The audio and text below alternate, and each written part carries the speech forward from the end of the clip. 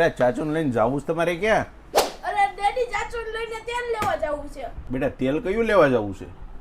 ગરમીનું હિમયોગી આયુર્વેદિક ને ઠંડુ તેલ લેવા જવું છે. ઠીક બેટા તું ને તારા ચાચુ જાવ તેલ લેવા. તો ચાલો ગ્રાહક મિત્ર તમે પણ વહી આવો એવન કલ્યાણીમાં ઠંડુ અને આયુર્વેદિક તેલ લેવા. અરે ભાઈ મેં આ હિમયોગીનું તેલ લગાડ્યું છે ને હે તો ઠંડુ ઠંડુ લાગે છે ને મજા આવે છે. તો ગ્રાહક મિત્ર આ છે હિમયોગીનું ઠંડુ અને આયુર્વેદિક તેલ. છોટે ભાઈ તો લગાડીને ઘરેથી આવ્યો છે તો એને ઠંડુ ઠંડુ લાગે તો તમારે પણ ઠંડુ ઠંડુ લગાડવું જોઈએ ને.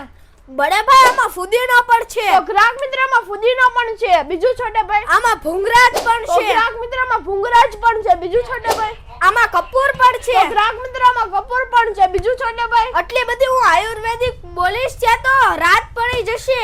અને ગ્રાહક મિત્ર એડ્રેસ ની વાત કરું તો એવન કલ્યાણી ભેરવનાથ ચોક મેન બજાર ગારિયાધાર.